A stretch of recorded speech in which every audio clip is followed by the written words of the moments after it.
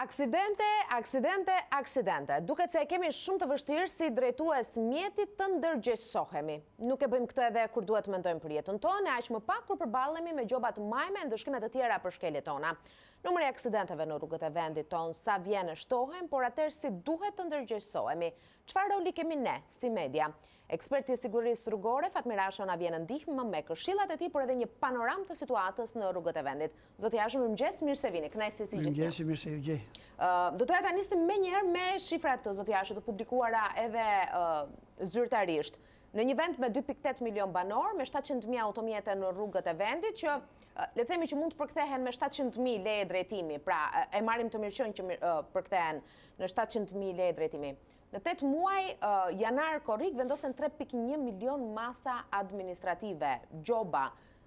Nëse e marrim me statistika, 10 fish nga njëta periudhë një viti më parë, por atëherë sapo kishte nisur karantina e gjithë kriza shëndetësore. Por sot jemi përballë këtij fakti, në vetëm 8 muaj 3.1 milion gjoba.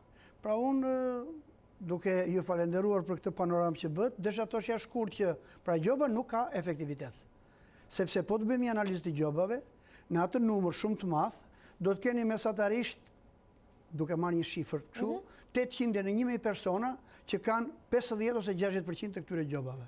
Nëse bëhet një verifikim i tillë. Përsëritës pra. Absolutisht përsëritës, sepse janë njerëz që nuk ju dhëm xhepi dhe shkelin domethënë kodin rrugor dhe rregullat e qarkullimit rrugor pa asnjë problem fare. Pra gjoba nuk është efektive. Domethënë dënimet më të ashpra për te gjobës, pra heqjet e lejeve drejtimit, pezullimi i këtyre lejeve për periudha të gjata, dhe të mos rrim nga ato 1 muaj dhe 3 muaj, periudhat e gjata, dhe për personat që janë shumë problematik dhe që kanë një histori të zezë në qarkullimin rrugor, dhe nga këta ka shumë, tani më nuk janë më pak, po janë shumë. Bile këtu duhet të cilësoj që ata të rinjt që kanë qenë problematik, tani kanë shtohen sepse me kalimin e moshës. Pra unë them se duhet bërë një ndarje e saktë e këtyre personave që marrin gjoba dhe ata që bëjnë aksidente. Po të bëhet një ndarje e tillë, do të shikoni se nuk është ajo shifër 3.1 milion, sepse shifër e frikshme në fakt, por janë shumë pak njerëz që i marrin këto gjoba. Po ku duhet ndërhyrë atëherë? Përveç patentave, pikëve në patenta, ata që ju thoni që janë përsëritës. Shiko, unë jam atëherë, konkretisht, unë jam tek pjesa e edukimit. Edukimi që fillon që nga fillorja dhe deri në edukimin në distancë ose drejt për drejt e personave që kanë marrë lejet e drejtimit. Që do të thotë, para i vitin mos gabojmë që ajo konferenca e famshme me ish-ministrin e Brendshëm. Po, testi i idiotit? Të lutem, ai në fakt quhet idioten test në gjermanisht. Dhe përkthehet në shqip testi i idiotit, por ka një kuptim shumë më të gjerë dhe unë jam munduar ta sqaroj. Çfarë do të thotë? Ne ende nuk kemi arritur në atë kërkesë që sidomos përdoruesit e alkoolit, përdoruesit e drogave, ata që te kalojnë shpejtësinë mbi 50 ose 60 km/h mbi shpejtësinë e lejuar, janë të detyruar të kalojnë në këto teste psikologjike për të rimarrë jo vetëm pikët, por për të rimarrë lejen e drejtimit. Kjo në Gjermani funksionon të paktën prej 30 vjetësh në mënyrë të shkëlqyer. Unë jam marrë me këtë problem rreth vitit 2011-2013, nuk më kanë ndihmuar sepse për fat unë gjithmonë jam person privat, nuk kam pas lidhje me shtetin, kam kërkuar mbështetjen e shtetit, e cila nuk më është dhënë, që këto persona duhet kalojnë në teste psikologjike të detyrueshme. Pra nuk është kollaj kthimi i pikëve me një afat kohor. Një person po të vëre, për shembull, ke persona përsëritës disa herë për alkoolin. Pavarësisht se janë hequr pikët, pavarësisht se është futur dhe në burg. Dhe prapa ai e ka sëmundje. Këtij njeriu duhet i ndalohet leja e drejtimit. Për gjithnjë apo për një periudhë të caktuar? Atëherë, po të jap një shembull konkret. Kur kam qenë në një seminar në 2012 në Gjermani për këto probleme psikologjisë drejtuesve të mjeteve, me një gjerman kemi bërë teste të 3 personave, të cilët ishin pikërisht në këtë fazë për të rimarrë lejen e drejtimit. Njëri kishte 2 vjet nuk po e merrte dot. 2 vjet. Edhe pse kishte treguar që nuk ishte më konsumues. Ishin bërë prova dhe prova ishte korrekt, kam qenë vet, është bërë direkt. E morin telefon çere kore para se të takonim, zotri, jeni filan në vend? Po, një të vatur i vendosi pipën, bëri letrat gjitha, doli okej. Ndërkohë, po ato ditë një person me të njëjtat karakteristika për rreth 2 vjet dhe ai pa leje drejtimi, aktor bile, ishte totalisht i dehur. Dhe natyrisht ju shtyte për një vit tjetër. Pra, kjo duhet bërë, duhet vemi te kjo pjesë, ky test i idiotit nëpërmjet veprimtarisë psikologjike. Pra, të marrin këshilla psikologjike, që si ta them, varësi, është varësi nga alkooli. Ky person nuk duhet të hipi mjetit. E para. E dyta, unë jam për personat sidomos që te i kalojnë shpejtësinë te normave të lejuara. Pavarësisht se normat e gjobave janë shumë të larta, unë mendoj se nëse përsëritet, pavarësisht se thonë brenda vitit ose duhet i heqim për një periudhë të gjatë e drejta për të ecur me makinë, sepse këta nuk është puna se rrezikojnë veten e tyre, rrezikojnë edhe personat e tjerë. Ky është problemi më i madh. Sepse ne sot jemi në këtë situatë. Kemi rrugët që është punuar dhe po vazhdon të punohet, pra sot kemi rrugë me sinjalistik dhe me tabela. Brenda jashtë qyteteve bile janë më mirë se sa brenda qyteteve. Kemi makina të një niveli mbi mesatare në cilësinë e tyre.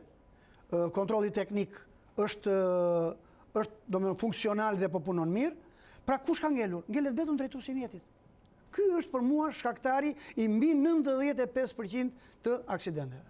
Nëse do duhet të zgjidhni mes një drejtuesi mjeti më të rrezikshëm nga ai që përdor celularin në drejtim të mjetit, që konsumon alkool, apo për tejkalim të shpejtësisë? Cilin do të zgjidhni si shkaktarin më të madh të aksidenteve? Atëherë, shkaktarët e ndodhes aksidenteve tek ne, kryesisht janë parakalimet e gabuara, edhe brenda në qytet, parakalimet e gabuara që janë kryesorja për mua, që janë domethënë me dëme shumë të rënda.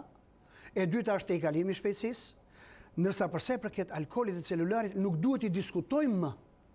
Pra i pirë, domethënë përdorues alkooli nuk duhet hipësh në timon.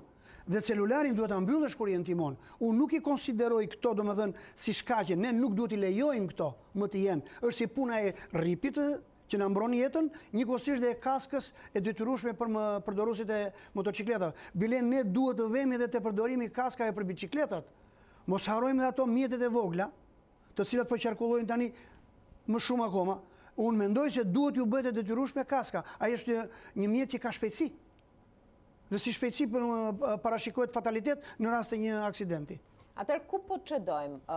Është problemi vetëm tek drejtuesi i mjetit, duhen më shumë kontrolle, sepse nuk mund mjaftohemi me flet palosje, me mesazhe sensibilizuese apo me disa tabela orientuese në rrugë. Pse jemi kaq larg një standardi që vendet europiane, atje ku ne aspirojmë bëhemi pjesë, e kanë tashmë pjesë të tyre? Po, shiko, unë do të bëj një dallim cilësor që e kam thënë dhe disa herë tjera.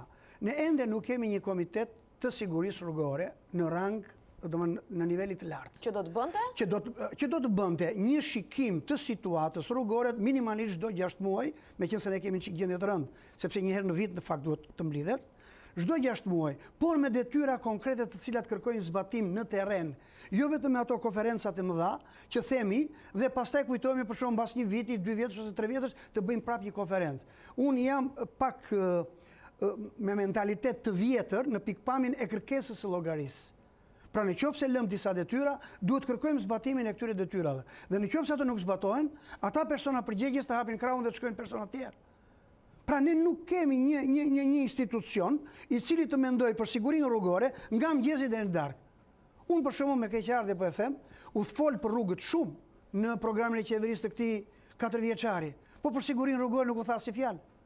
Për rrugët u thanë që do bëhen këto investimet, jam plotësisht dakord, jam shumë i kënaqur. Po për sigurinë rrugore si është një term i cili duhet të bëhet pjesë e qeverisë të paktën për të fillojmë të ulim numrin e aksidenteve. Nuk po i ulim dot. I lëm shifrat. Edhe një jetë është shumë e rëndësishme. 151. Është shifër e madhe. Zoti Hashëm, me shqetësim po shihja edhe shifrat. Mosha atyre që janë përfshirë më shumë në aksidente, duke mbetur përsëri tek 8 muajt e parë të këtij viti, nga 25 deri në 34 vjeç. Është pikërisht ajo moshë e cila kur mendon se është bërë i sigurt në timon, aty fillojnë pastaj gabimet. Dhe për këto, domethënë deri tek ajo mosha, 25 vjeç, ne duhet të bëjmë siç po e bën sot Europa perëndimore dhe shumë shtete bile e kanë, edukimi dhe mbasi ke marrë lejen e drejtimit. Sepse të themi realitetin, leja e drejtimit me këtë periudhë kohore që është sot, për mendimin tim, është pak e shkurtër. Nuk është e mjaftueshme. Dhe pjesa teorike dhe pjesa praktike. Unë mendoj se është pak e shkurtër. Minimalisht duhet të zgjatet, ata që merren direkt do të mendojnë që ta zgjasin të paktën dhe praktikën, po themi 2 javë, ndoshta më shumë. Mua më duket pak e shkurtër. të përgatisësh një drejtues mjeti, sidomos në Shqipëri, ku ne kemi shumë probleme të mëdha dhe në qarkullimin e atyre që kanë leje drejtimi. I vetmi vend në Europë, për mendimin tim, që ngjan me ne për qarkullimin rrugor është Kosova. Çfarë drejtuesish mjetesh nxjerrim sot në rrugë? Që nga momenti kur sigurojnë lejen e drejtimit, sa të sigurt duhet jemi me ta në timon? Shiko, ata vetiu, nga që janë të rinj, kanë atë frikën e tyre. Dhe ajo frika e tyre bile ju uldhin çika të shpejtësinë, ndoshta bëhen problematik në momentet caktuara. Unë them se, në qoftë se do ndjekim një traditë që e kanë nxjerrë Austria, pastaj ka mbështetur Slovenia, Kroacia, edhe vende të tjera, që ka hapësira të dedikuara për vazhdimin e edukimit të drejtuesve të rinj. Për shembull, në Austri unë isha vet, ishte një ambient me të vërtetë i mrekullueshëm, ku ti kundrejt një pagese, shkoje merrje leksione shtesë. Jo çdo njeri, sepse ka njerëz që janë shumë të përgjegjshëm dhe kur nuk ndihen shumë sigurt nuk dalin në rrugë. Po pse tua mohojmë tyre dalin në rrugë, kur ai me pak leksione shtesë ose me po themi praktik shtesë mund të dalë shumë i sigurt në rrugë. Pra duhen parë të gjitha këto eksperjencat që ka bota, të cilat se nuk po shpikim gjë. Në fundit ne po bëjmë ato që tjerët. Duam të vendosim disa standarde. Pikërisht pra. Po standardet fillojnë që nga lart, thash edhe një herë. Ai komiteti i sigurisë që mendoj unë që drejtohet nga kryeministri, se është në kod rrugor. Pra, do me të vendosje piketat sakta. Me sigurin rrugore do merremi tani, se s'duhet përsëris vetën i kam thënë disa herë. Një herë mblodhi Bundestagun kancelarja Merkel, për numrin e aksidentëve se ishin shtuar shumë, dhe u pa impakti me një herë 6 mujorin e ardhshëm, me një herë u përgjysmua. Po jo vetëm përmes gjobave. Thash, e filluam me atë. Gjoba është një element, por që nuk është zgjidhje për mendimin tim. Sepse unë thash, po të bëhet një detajim, do të gjeni një numër shumë të vogël në krahasim me numrin e gjobave. Duke mbetur përsëri tek shkaqet, gjithnjë e më shumë përveç aksidenteve në rrugët nacionale, po shënohen aksidente, shpesh me pasojë edhe me vdekje, edhe brenda qendrave të banuara. Duket se edhe aty do duhet fokusohemi. Jo vetëm në autostradë, jo vetëm në. Unë kam përmendur disa herë shumë qytete në Shqipëri, sepse për arsye pune më jepet mundësia që ta bëret komplet Shqipërinë, në shumë qytete të Shqipërisë, brenda qendrave të banuara, bashkive të mëdha, domethënë gjendja e sinjalistikës le për dëshiruar. Përfshi dhe Tiranën, që në shumë vende e kanë përsëritur disa herë. Tiranë, Lezhë, Fier, Durrës dhe Vlorë. Shiko. Ndoshta sepse kanë lëvizje më të lartë? Shiko, jo, nuk ka lidhje, janë edhe qytete në çik keni parasysh edhe pjesa e turizmit, që ka dhe një lëvizje shumë të madhe mjetesh. Është haruar domthonë Korç Pogradeci, që ka për mua është një nga pikat më kemi haruar edhe këtë nga Fushkruja deri në Shkodër. Domthonë unë dje isha andej, ase vim edhe një moment tjetër, se gjobat po na bëjnë një efekt negativ. Ka dhe shumë makina, ose mjetet, drejtues mjetesh, të cilët të friksuar nga këto aparaturat e reja që po vinë, nuk po ruajnë as shpejtësinë e lejuar. Dhe po kalojmë në edhe një element tjetër, ku ka pastaj drejtues mjetesh të cilët janë të paduruar, nëse është shpejtësia e lejuar 80, ai përpara ecën me 60, detyrohet të bëjë një paragalim të gabuar, pa menduar fare më se ç'bëhet në tutje për arsye. Pra, duhet bërë kjo lloj, dhe ju si media keni një rol të jashtëzakonshëm. Unë do me thënë emisionet e dedikuara për aksidentet nuk po shikoj një ashtu si që kam unë në mendimin tim. Për shembull, për të treguar qartë dhe sakt se çfarë pësohet me këtë shpejtësi, çfarë pësohet me këtë shpejtësi dhe çfarë pësohet kur ti, qytetar, kalon jashtë vijave të bardha ose kalon në rrugën interurbane kryesore nga njëri krah në tjetrin. Që dhe me atë shpejtësinë e lejuar do me thënë humbet jetën. Ose këto me bicikleta, sepse na kanë ndodhur shumë aksidente me bicikleta. Dje isha në Shkodër, është i vetmi qytet, të them sinqerisht, unë si drejtues mjeti kam shumë merak vetëm nga biciklistat, të cilët nuk nurojnë asnjë normë. Dhe është i vetmi qytet që ka përdorimin masiv të bicikletave, nuk ka një rrugë të dedikuar për bicikleta. Dhe kjo vjen keq.